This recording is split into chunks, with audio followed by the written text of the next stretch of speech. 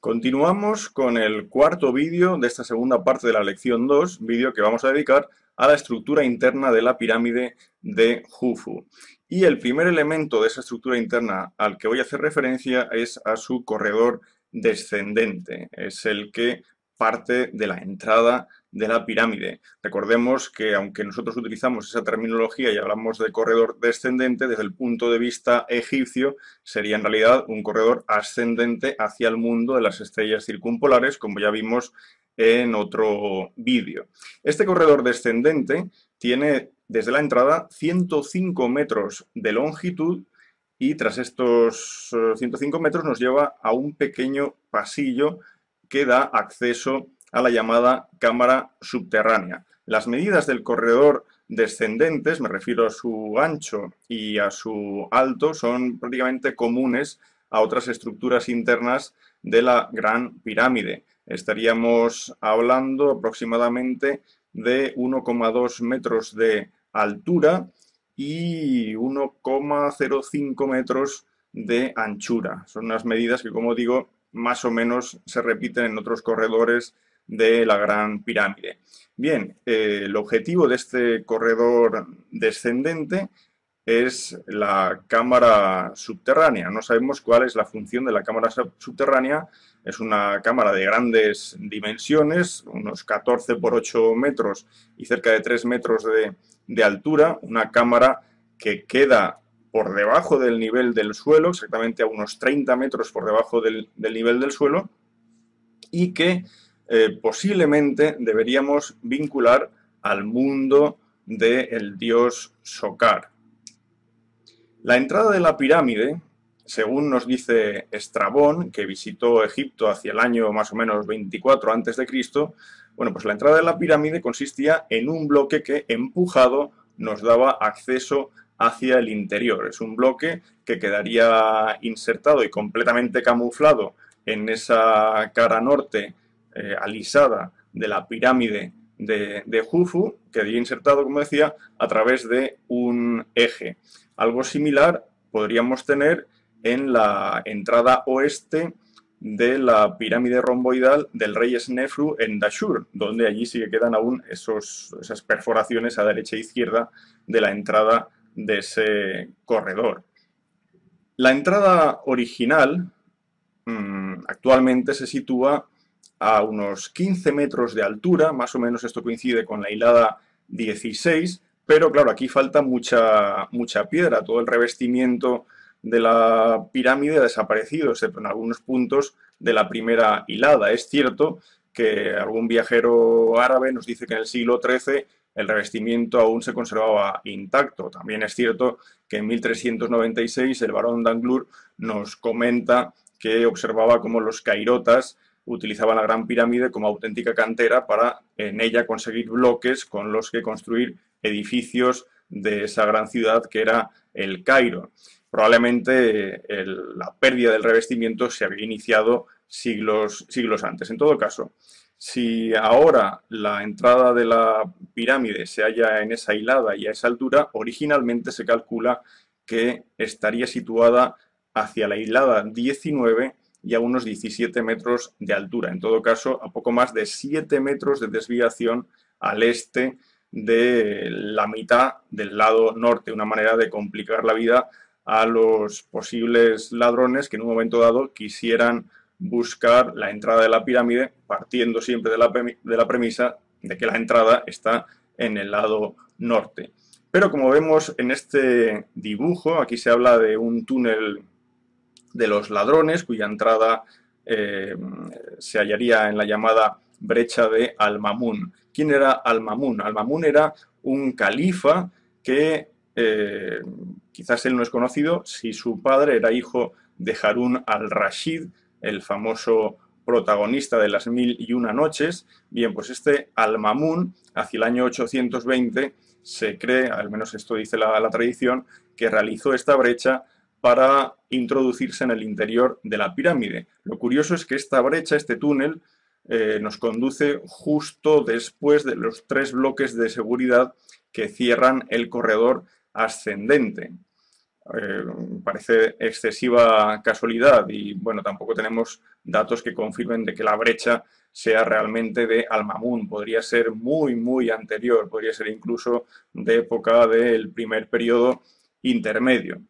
En todo caso, vamos a explicar ahora cómo es este corredor ascendente.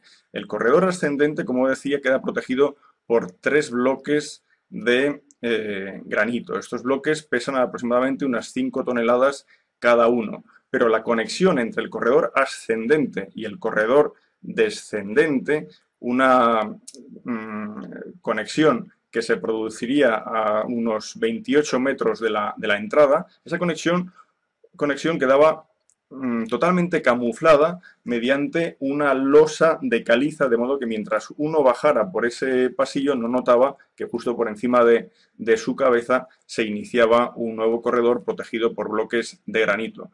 Por eso que esta brecha de Al-Mamun, este túnel de ladrones, lo que hace es justo eso, evitar los bloques de granito y dirigirse directamente ya al corredor ascendente.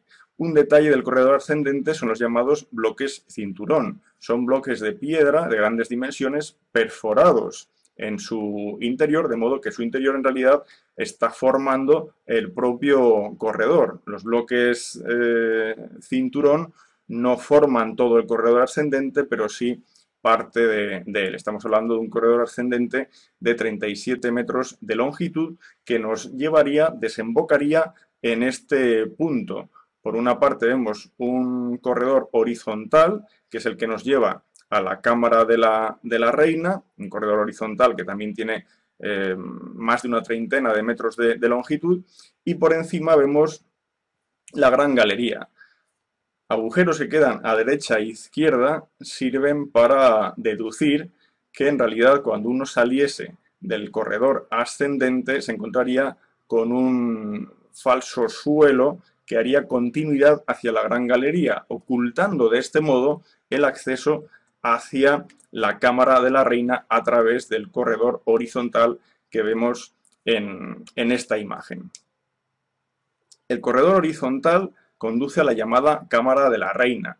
La funcionalidad de esta cámara también se desconoce, pero es posible que en ella existiese una estatua de El Ka del faraón, probablemente una estatua situada en este nicho que vemos ahora en la imagen. Es un nicho que tiene 4,7 metros de altura. En realidad esta cámara es bastante grande. Son casi 6 metros de lado y más de 6 metros de altura. Es una cámara en la que en investigaciones a principios de los 90 y a principios de este siglo se pudo observar cómo los llamados canales de aireación, después hablaremos sobre su posible vinculación astronómica, estos canales, que apenas son conductos de unos 20 centímetros de lado, llevan hacia el norte y hacia el sur hacia dos losas, que son las que veis ahora en pantalla, dos losas con agarraderas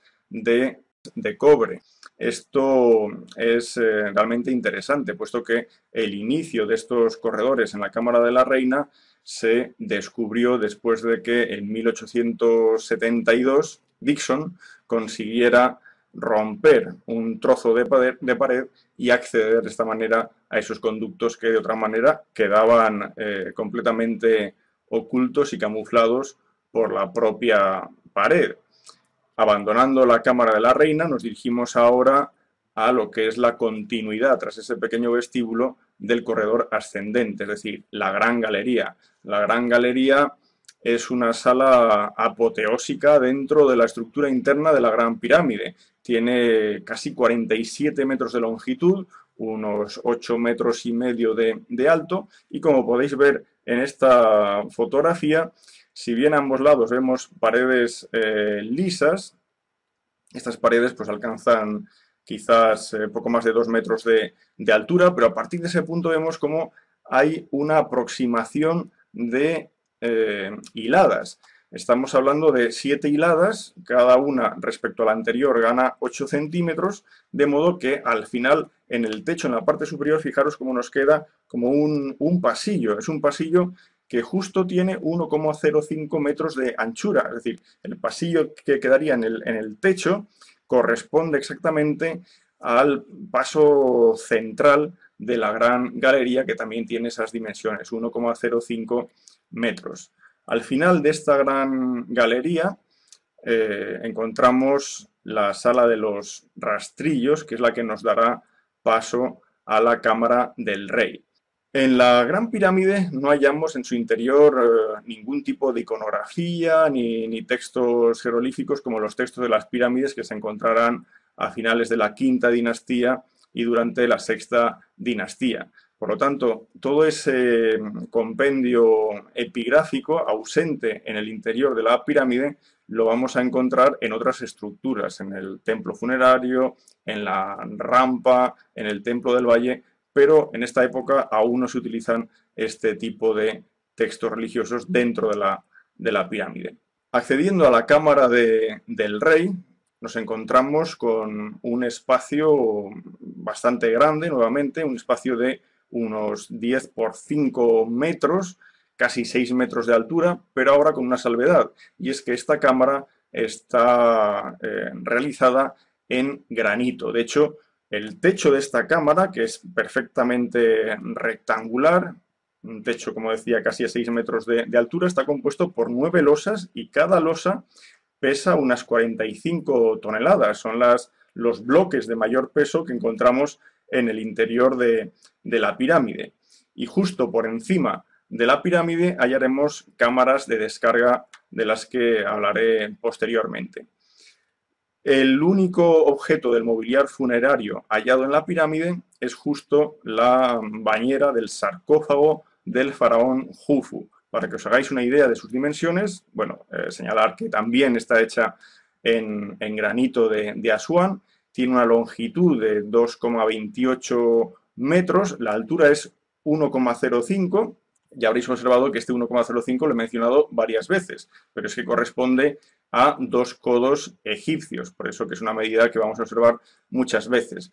Y en cuanto al ancho del sarcófago, casi llega a 1 metro, por lo tanto es de modestas dimensiones si lo comparamos con sarcófagos que veremos posteriormente aún dentro del Imperio Antiguo.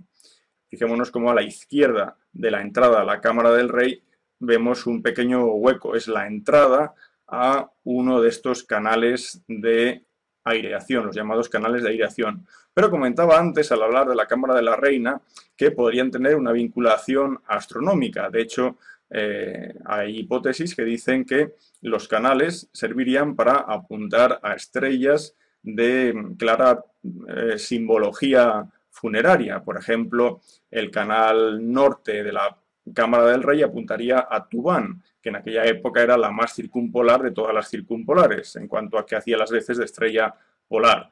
O, por ejemplo, el conducto norte de la Cámara de la Reina apunta a la estrella Kochab, la estrella beta de la osa menor, que ya mencionamos al hablar del Serdab de Necherjet, y por lo tanto tendría ese simbolismo asociado a la punta del instrumento utilizado durante el ritual de la apertura de la boca. Y los canales sur, tanto del rey como de la reina, nos conducirían por una parte al cinturón de Orión. Recordemos que Orión en realidad en egipcio es Saj, es una forma del dios Osiris, dios de los muertos, mientras que el canal sur de la Cámara de la Reina apuntaría hacia la estrella Sirio, la Sepedet egipcia, que es una forma de Isis. Por lo tanto, conceptualmente todo esto tendría mucha lógica. Eso sí, advertir que en ningún momento uno se pone en uno de estos canales y observa directamente el cielo. Tened en cuenta que la entrada de esos canales desde las respectivas cámaras es horizontal y después de unos 2 metros de recorrido en horizontal ya adquieren una inclinación hasta salir al exterior. Bueno, y en todo caso salir al exterior solo los de la cámara del rey. Los de la Cámara del Rey salían originalmente hacia la hilada 103-104, actualmente salen hacia la hilada 101-102. En cambio, los de la Cámara de la Reina no tienen salida y, como hemos visto, en realidad tampoco tenían entrada, dado que una capa de pared de unos 18 centímetros de anchura impedía su visión directa hasta ese descubrimiento llevado a cabo por Dixon. Bien, la cuestión es que si en realidad con las inclinaciones que tenemos intentamos calcular cuándo se hubieran producido estas alineaciones a dichas estrellas, de ser estas alineaciones totalmente precisas, vemos como hay una disparidad de datos bastante notable. A Tubán, por ejemplo, la alfa de la constelación del Dragón, la alineación se hubiera producido en 2540 a.C. y la alineación a Sirio se hubiera producido en 1950 a.C. Esto, si buscamos máxima precisión en esta estructura realizada por los egipcios. Por ello que existan dos opciones, o suponer que son canales de aireación, o, como opinan algunos autores, o suponer realmente que tienen un simbolismo astronómico, pero en este caso tendríamos que aceptar que los egipcios no fueron precisos en la elaboración de dichos canales, que dicho sea de paso, también ofrecen una complicación añadida en la construcción de la pirámide. Por encima de la cámara del rey existen 5 cámaras de descarga. La primera, la que queda justo por encima de la cámara del rey, fue descubierta en 1765 y las 4 restantes fueron descubiertas en 1837. Lo importante de estas cámaras, en todo caso, es que algunas de ellas tienen graffiti realizados por los trabajadores de la pirámide. Algunos ofrecen nombres de equipos, pero sobre todo destaca el nombre de el faraón. A veces la versión abreviada, Jufu, a veces la versión extendida original del nombre Hnum Hufui, es decir, el dios Num me protege.